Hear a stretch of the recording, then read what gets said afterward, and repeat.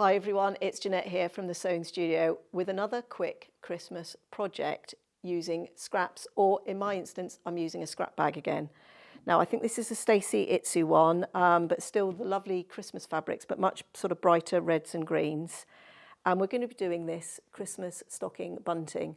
Now I first did this with the very first scrap bag I ever used because I was determined to use up every little piece in the scrap bag. And so I devised this little Christmas stocking bunting to use up all the tiny little bits and pieces that were left from the other bigger projects. And I've made a whole load of these ever since, given them as gifts. I have them to decorate my house at home for Christmas, but they're ever so quick and they're relatively easy. There's very little you can sort of go wrong on them really, because they're just sort of nice and scrappy. So I have drawn a template for you all, the template I use, and we'll attach that as a download. So we'll put a link to that in the description. So if you fancy doing your own bunting, you can go ahead and do that. So I've just cut my little shape out here from a piece of paper. This is just a piece of photocopier paper. And I've just used some oddments of wadding. So these are also really good for using up all those little bits of wadding that we have left when we're trimming other projects. And we're just going to start by literally just placing that on there. Now I've got this wadding folded, so I'll be cutting out 2 at a time. And I'm actually going to sort of scissor cut these, but you could sort of rotary cut the straight edges. But it's just a very basic stocking shape. I'm going to pin it fairly well.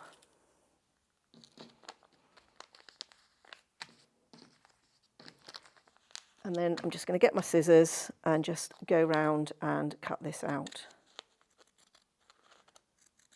Top tip when going around curves, move the wadding, not the scissors.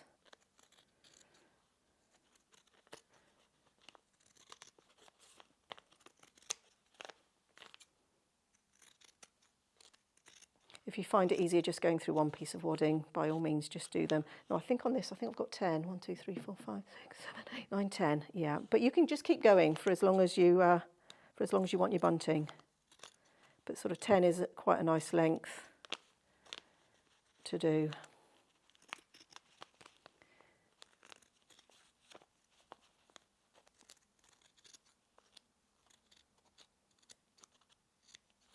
There we are. Oh, missed a bit there.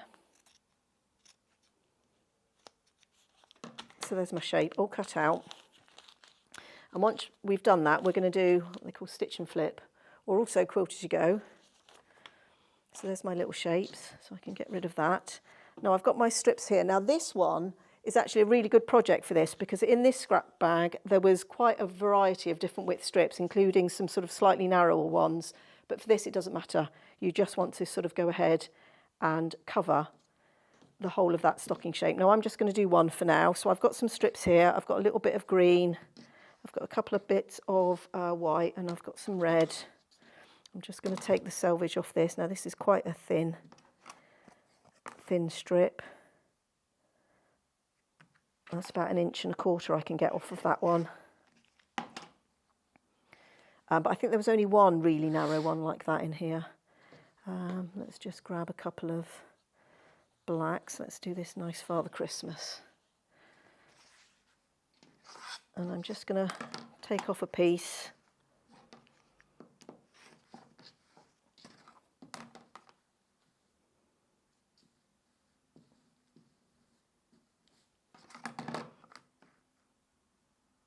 Yeah, see, that's much wider. I can get a 2-inch piece off that one. But it doesn't matter, like as I said, if your strips are different widths, it really doesn't matter. I'm just going to check, actually, I've missed a little bit of the selvage there, so I'm just going to take off a little bit more. It doesn't really matter, but we don't necessarily want bits of selvage because it's a different weave in the selvage, so it's a different sort of tension to the fabric. So I think that's all I'm going to need. We've got some red, we've got some white. I've got a couple of white pieces there. So let's take all of my strips to the sewing machine with my wadding shape. So I've got my shape here, and I'm just going to choose how I'm going to put my first piece on, and you can sort of choose sort of quite a steep angle or a gentler angle. It really is up to you. I tend to sort of start in the centre and work one way and then the other. So let's just start with this red. And you've just got to watch here, because we've got a little bit of an angle, that you've got enough fabric that will cover once you fold it back. So just make sure you've got about ½ an inch or so just hanging off the edge, and then you'll make sure you've covered the whole of the wadding.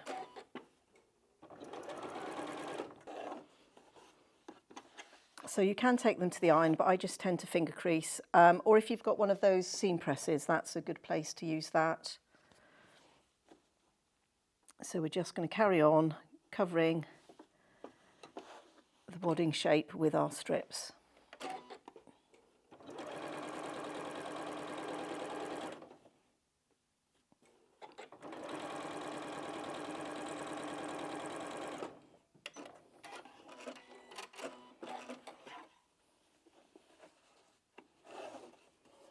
Now we haven't quite covered that corner, so I just need a little piece to go onto there.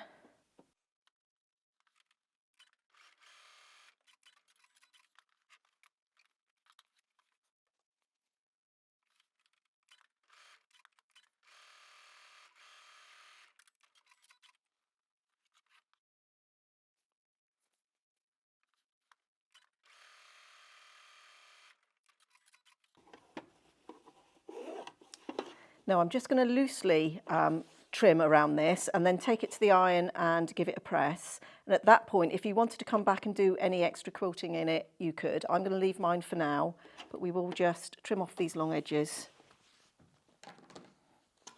So I'm just going to do it from this side so I can see the shape, but it's really just to get rid of all of this extra. And that little piece there I would keep, because, you know, we might need that for the edge or a little bit on the toe or something, so don't throw that away.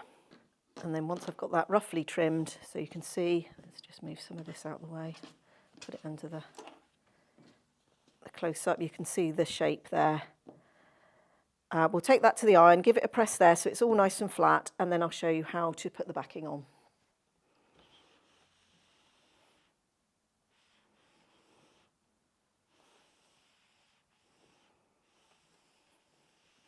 So there it is, all nice and pressed. As I said, if you wanted to add some extra quilting, you absolutely could. Now all I do now is just flip that over, and with my scissors I'm just going to follow the edge of the wadding.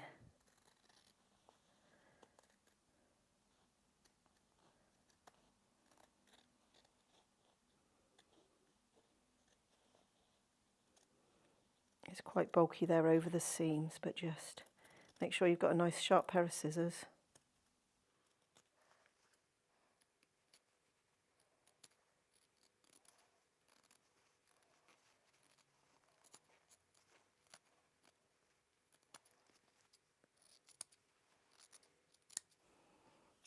And there's our little stocking shape, looking really quite sweet already. Now to put the backing on, I'm just going to grab a bit of scrap fabric here. Now on some of these, I think they might have the same backing, but on some of these I have used my scraps and just had scrappy backings on them as well. So it's a really nice way of using up your little bits and pieces that are left. And I don't tend to cut this, I tend to keep it the shape it is. If you want to trim it a little bit, you can, and I might just on there, just so I haven't got so much, but you can see I've taken a chunk out of this already for something else. So I'm just going to cut that bit there, maybe cut that little bit off there. And now all we're going to do is pin that down, and we're going to take that back to the sewing machine and sew 1/4 inch all the way around, but just leave the top edge open. We don't need to sew that, we can turn it through there, but also when we finish it off, we'll put the bunting tape over the top, so that will close that end. So just pin it quite well. If you've got any large bits of fabric that you feel are a little bit flappy, you can just sort of go around with just a little tacking stitch around the edge before you do this bit. But just make sure everything's sitting nice and flat.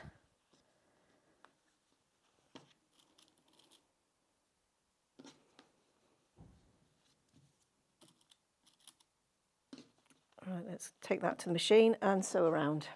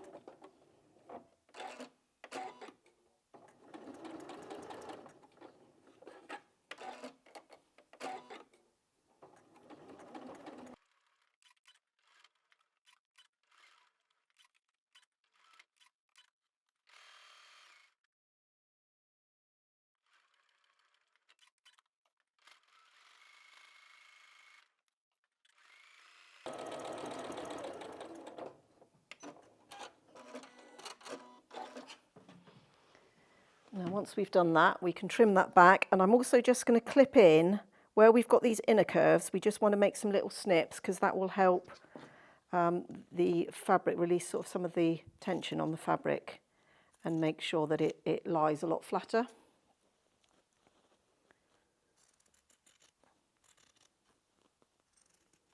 You don't have to be super precise on this because you've got your seam in there now.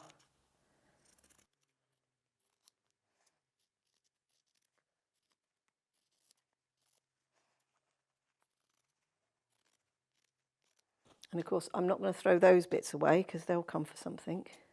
You could even piece them back onto the top of the stockings. There we are. Now let's just do some little snips here.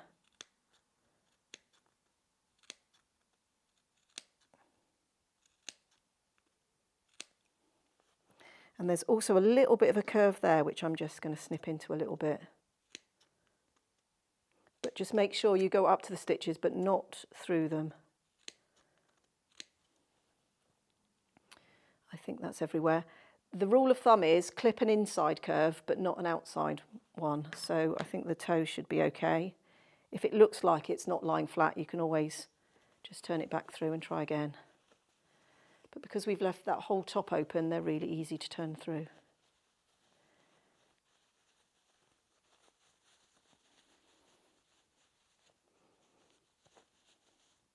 She says, at home I use a chopstick for all my turning. Very complicated tool of a chopstick. I'm just going to run my finger along the seams just to help flatten them out. If you've got one of the clover, I don't know what they're called, it's like a little pointy, it's got a point on one end and a round on the other. We'll put a link to it. I think it's a turning tool or something, but they're really useful. But don't use anything sharp. You don't want to be poking through your lovely stitching. But just get that toe as round as you like. If you like to sort of see the curve, you can just with a friction pen draw just 1/4 of an inch around the toe bit in particular, because that's quite a curve to go round.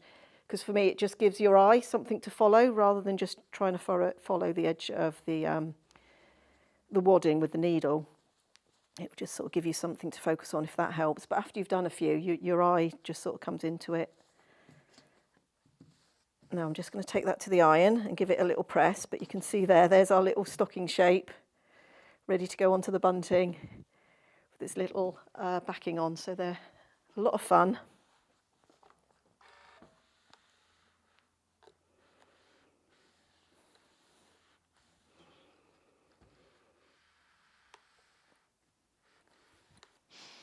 So there's our little stocking, all nice and pressed.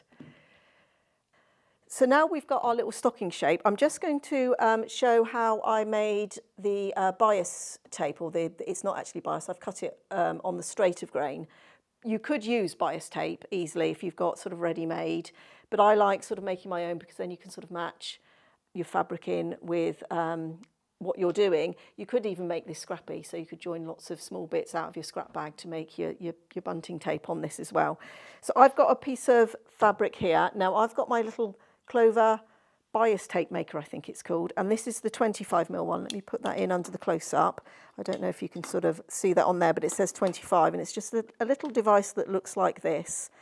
And this is probably the size that I use the most. I've got some other different sizes. The 25 one, and that it stands for 25mm, which is basically an inch, so 2.5 centimetres, which equates to an inch. So the rule of thumb is that you need a strip of fabric that's twice the width of your the measurement on the tape maker. So I've got a 2-inch strip of fabric here. My other top tip would be a little bit of best press, just on the end, because that will just help stiffen that up a little bit. There we are. And then once that's dry, I'm just going to fold that and I'm just going to create a point. And the best press just helps to stiffen the fabric.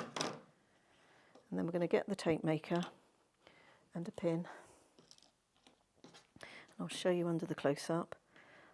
Here you've got a slot and that just goes in. Just feed it through.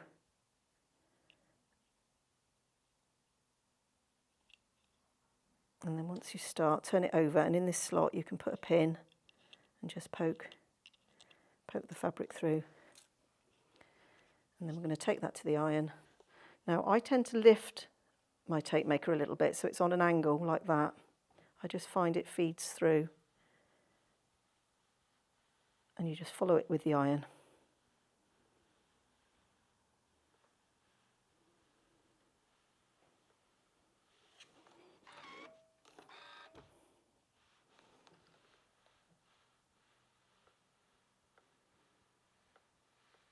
So there you've got a piece of fabric now with 2 folded edges, and all we need to do is fold that in half. And then these are also really good for making drawstrings, for drawstring bags. And then we're going to get our little stocking, put it in, and then we're just going to fold the 2 bits over. Now obviously I've just got a short piece here. I think the piece I've got there for those 10 stockings is about 80 inches long. And I leave about 15 inches either side, so you've got enough to tie. But then we can just take that to the sewing machine and just do a little top stitch just close to the edge there, just making sure we catch the back and the front. Now it's quite bulky there where I've got the seams coming together, so I'm just going to hand turn that a couple of times just to make sure we go through that without a problem. Yeah, even hand turning that, I can feel that's quite thick. Now we should be okay. Now if you find you've got that where you've got, because we've got a few seams coming together there, both where we've put the stocking together but also where we've done the stitch and flip, is also put a stronger needle in. So go up to a sort of a 90 or 100 needle, and that'll help go through the thicknesses.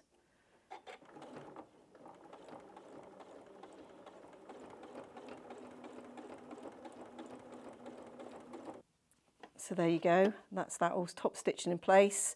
So on the bunting I would have those all laid out. Let me put that in under the close-up so you can see it. You can have them all laid out, like I say, with this sort of 15 inches either side, and then just top stitch them in, and that sort of closes off that opening as well. So between these, I don't know quite what I've got the gap, but it's probably sort of a couple of inch gaps. But what I tend to do is lay them out on my board, and then I can sort of make sure I've got a fairly consistent. It doesn't have to be perfect, just as long as you've got some fairly even ones. But like I say, I've done 10 along there, but they're really fun. They're sort of quite quick and easy to do. Yeah, and you can make yourself some really nice, interesting, scrappy stocking bunting. And don't forget, that's just one shape. I'm sure you can come up with lots of other shapes that you could do using the same principle. So I hope you enjoyed that little tutorial. If you do any of these makes, please do share your photos with them. Both myself and Katrina love to see what you're making out there. And thank you for joining me, and I hope you'll join us again next time here in the sewing studio.